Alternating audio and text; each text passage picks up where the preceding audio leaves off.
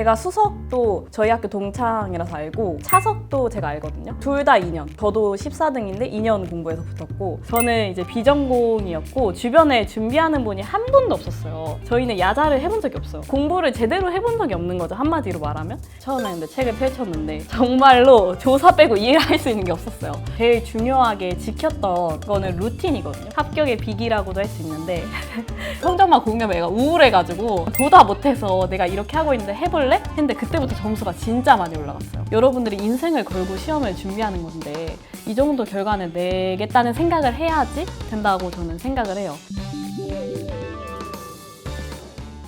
저를 알고 오셨겠지만 저는 전공은 성악이었어요. 예중예고를 나왔거든요. 그 선화예중이라고 혹시 들어보셨을 수도 있는데 저희는 야자를 해본 적이 없어요. 고3 때는 어땠냐면 4교시까지 하고 끝이야. 공부를 제대로 해본 적이 없는 거죠. 한마디로 말하면. 10년을 했어요, 성악을. 중학교, 고등학교, 대학교 했는데 내 길이 아닌 것 같은 느낌? 다른 걸 해야지 하다가 제가 스페인으로 어학연수를 가거든요. 되게 중요한 걸 느꼈는데 저는 진짜 올라 하고 그라시아스? 이 정도 딱 하고 갔단 말이에요. 다 전공생인 친구들이 걔네가 처음에 너무 잘해. 마지막에는 제가 훨씬 잘했어요, 진짜. 그래서 이 대학교 전공이라는 게 진짜 얼만큼의 그걸 주냐. 저 별로 안 준다고 생각해요, 솔직히 말하면. 그리고 회계하는 친구들이 되게 잘할 것 같아요. 회계학 전공 아니면 세무 그쪽 전공. 저희 중급회계 이런 거 배우는 거 하루에 10시간씩 투자해서 2년을 해도 알듯말듯 하잖아요.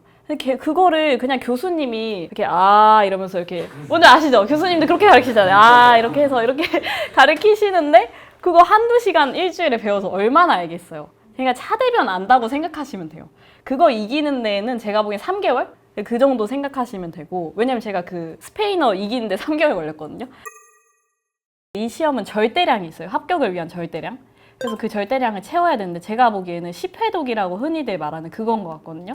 그래서 1차 전에 10회독을 하고 2차 전에 10회독을 해야 돼요. 동기 중에서 문을 닫고 들어온 친구가 있거든요. 내가 커트라인이다. 그 친구가 그럼 최소량이겠죠? 10시간씩 해서 2년을 공부했고 저도 10시간씩 해서 2년을 딱 공부를 했거든요. 그래도 적어도 1년만 해서 2년은 10시간씩 해야 된다. 이 결론이 좀 나오는 것 같아요.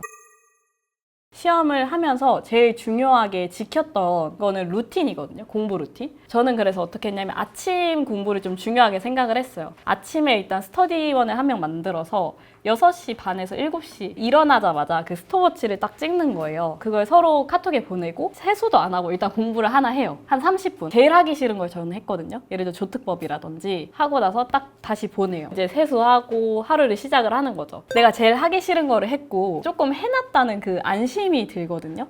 그래서 마음이 좀 덜 불편해요. 이게 되게 중요한 게 오래 공부할 건데 자꾸 죄책감에 시달리면서 공부하시는 분들 있거든요. 오늘은 뭘 못했고 이러면은 괴로워서 공부가 더 안 돼. 그러니까 계속 자꾸 뿌듯함을 느껴야 돼, 내가. 그 다음에 또 제가 지켰던 건 일요일에 쉬는 거. 1차까지는 쉬고 이때는 못 쉬었어요. 이때는 아시겠지만 시간이 안 되잖아요. 유예 때는 유예 1기까지는 쉬었어요. 근데 2기부터는 쉬는 게 아닌 거예요. 그래서 그냥 그때는 GS를 일요일에 딱 했어요. 학원에 가서 실강으로 문제 딱 풀고 그다음에 나머지는 다 온라인으로 듣고 이런 식으로 했다고 보시면 돼요. 그 다음에 세 번째도 진짜 중요한 것 같은데 유산소 운동? 이게 1년에서 2년 공부하는 거잖아요. 이렇게 젊은데 앉아서 공부만 하면 진짜로 우울증 걸려요. 이거를 풀어내는 게 필요하거든요. 자꾸 좋은 기분을 느끼는 게 되게 중요한 게 뇌과학적으로도 부정적인 상태에서 어떤 정보를 접하잖아요. 그러면 그게 저장이 잘 안 돼요. 내가 한 번에 이해할 수 있는 게 더 오래 걸려. 그렇기 때문에 좋은 기분을 계속 느껴야 되는데 유산소 운동만한 게 없는 것 같아요. 그래서 저 같은 경우에 테니스를 계속 쳤었어요. 그러니까 마지막 2차 3개월 전에는 이제는 못 치겠더라고요. 이제 테니스 치면서도 그 문제 푸는 생각하면서 붙어야 되니까. 저랑 같이 원래 저희가 성적 공유 스터디였어요. 성적만 공유하면 애가 우울해가지고 표정이 너무 안 좋은 거예요. 그래서 맞아, 보다 못해서 내가 이렇게 하고 있는데 해볼래? 했는데 그때부터 점수가 진짜 많이 올라갔어요. 이거는 진짜 제가 어떻게 보면 비기? 합격의 비기라고도 할 수 있는데 회계학 1부랑 2부에서 진짜 효과를 많이 봤던 방법이에요. 이게 어떤 방법이냐면 오답 노트예요.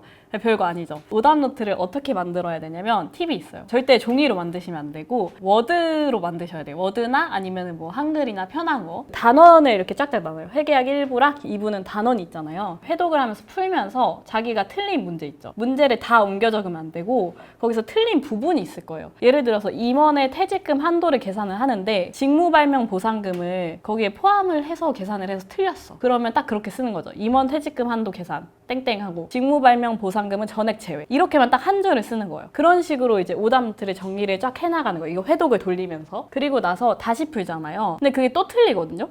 그러면 그거를 파란색으로 바꿔요. 워드니까 착착착 해서 파란색으로 바꿔. 그 다음에 또 회독을 돌리죠. 또 틀려요. 그러면 걔를 빨간색으로 바꿔요. 또 틀리면은 그 약간 형광펜 칠하는 효과 있죠. 그걸로 바꿔요. 그런 식으로 해서 저는 걔를 이제 뽑아서 들고 다니면서 시시때때로 보면서 외웠거든요. 근데 그게 진짜 도움이 많이 돼요. 왜냐면 여러분이 맨날 틀리는 것만 틀려요. 진짜. 나중에는 빨간색이 너무 덧칠해져서 안 보일 정도로. 근데 그거를 딱 외우면 그 문제를 안 틀려요. 그 다음에 마지막에 이제 시험 직전에는 돈이 좀 들기는 하지만 컬러 프린트를 쫙 해서 들고 갔어요. 그래서 마지막 주는 거기에 빨간색 형광펜으로 쫙쫙 칠한 다음에 포스트잇을 붙여서 시험 10분 전에 보는 거기 많이 나왔어요. 오답 노트는 진짜 꼭 하셨으면 좋겠어요.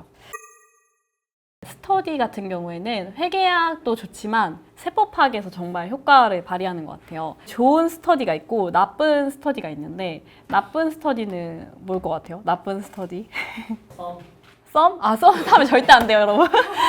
명언이 있잖아요. 사귀고 있으면 헤어지지 말고 안 사귀고 있으면 그대로 그냥 이제 솔로로 유지해라. 맞는 말인 것 같아요. 가끔 이렇게 술 마시는 분들 있거든요. 그러니까 스터디하고 밥 먹는 것까지는 저는 오케이인데 술 마시고 이런 분들이 있는데 그런 거 절대 하면 안 되고 그리고 또 하나 중요한 거는 부정적이고 예민한 분들 많은 곳. 저희가 안 그래도 힘든데 그분들 그 뭐라 그래야 돼? 히스테리를 받아줘야 되는 그런 건 정말 하면 안 되고 특히 여자분들은 좀 조심해야 되는 것 중에 하나가 좀 친해질 수도 있잖아요. 그러다 보면 어떤 애들 중에서는 막 힘들 때마다 전화하는 애들이 있어. 자기 공부 안 된다고. 아니면 내가 성적이 더 잘 나왔어. 그거 가지고 계속 짜증내는 애들 있어요. 멀어지셔야 돼요. 좋은 스터디는 어떻게 보면 서로의 강점이 좀 다른 스터디? 진짜로 합격할 의지가 있는 그런 스터디. 처음에 알기 힘들잖아요. 제가 추천하는 방법은 약간 가벼운 스터디를 먼저 한번 해보시는 거예요. 그룹으로. 저 같은 경우에 성적 공유 스터디를 하다가 좋은 스터디를 만났는데 그거는 뭐 부담이 없어요. 진짜 딱 GS를 풀고 내 성적은 얼마다 이렇게 공유를 하는 거거든요. 근데 그걸 했는데 친구 한 명이 너무 의지가 강한 거예요. 합격에 대한. 저는 이해력이 좋은 편인데 암기력이 살짝 떨어지거든요. 근데 걔는 앞글자 따기의 선수야. 근데 약간 이해력이 떨어져. 약간 시너지가 좋잖아요. 그래서 이렇게 뭐지? 이렇게 봐두다가 친해져서 우리 세법학 스터디를 해보지 않을래? 했더니 걔도 똑같이 생각을 하고 있었던 거야. 바로 하게 됐죠. 그런 식으로 약간 낚아채면 돼요. 한 명을. 합격 같이 했어요, 이번에. 그래서 되게 재밌었어요. 이렇게 같이 공부하는 친구랑 합격하면은 너무 좋은 게 같이 놀 수 있으니까. 이런 일들이 되게 많아요. 친구끼리 같이 합격하거나 한 스터디는 전부 합격하거나. 그래서 여러분 스터디 진짜 중요한 것 같아요. 저녁에 하루 공부를 다 하고 꼭 통화를 하셔야 돼요. 왜냐면 통화하다가 너무 재밌어서 그렇잖아요. 공부하는 것보단 다 재밌잖아요, 원래. 다 하고 10시쯤에 통화를 딱 해서 오늘 그 주제, 어떤 범위를 정해놓는 거예요. 그다음에 서로 하나씩 딱 물어보는 거죠. 이거에 대해서 설명해봐.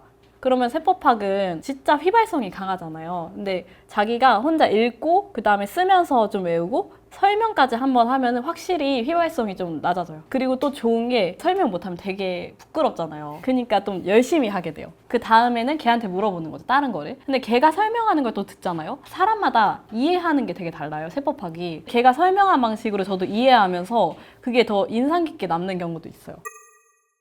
저는 목표가 고득점이어서 고득점을 했던 것 같아요. 목표를 높게 잡으라는 말이 있잖아요. 시험 결과를 보면 아시겠지만 생각보다 1, 2점 차이로 많이 떨어져요. 정규분포 아시죠? 여기랑 여기 차이 진짜 거의 없거든요. 그럼 여기 0.1점 차이의 평균 점수로 여기서 많이 갈리는 거죠. 목표를 여기로 잡으시면 여기로 갈 확률이 높아져요. 근데 여기로 잡으면 여기로 갈 확률이 높아지거든요.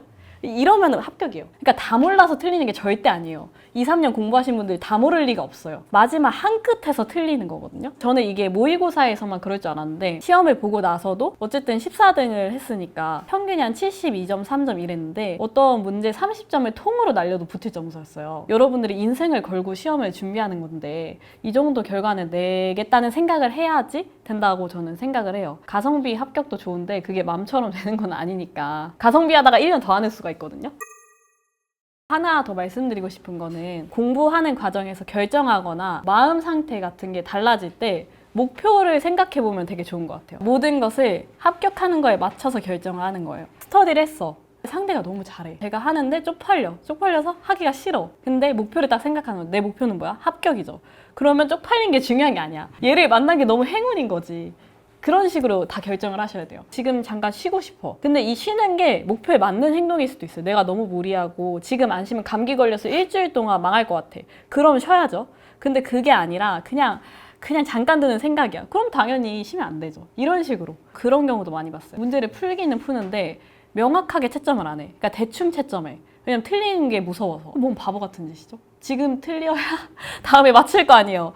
목표랑 완전 벗어난 행동을 하는 거예요.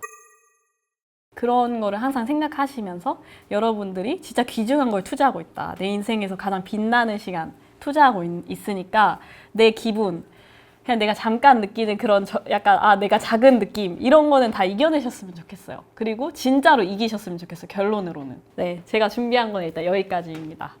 여러분들이 질문을 한번 해주셨으면 좋겠어요. 세무사라면 이 정도 내가 뭐 라이프 스타일을 즐겨야지. 네, 공부 몇 년 했죠? 4, 5년 했어요.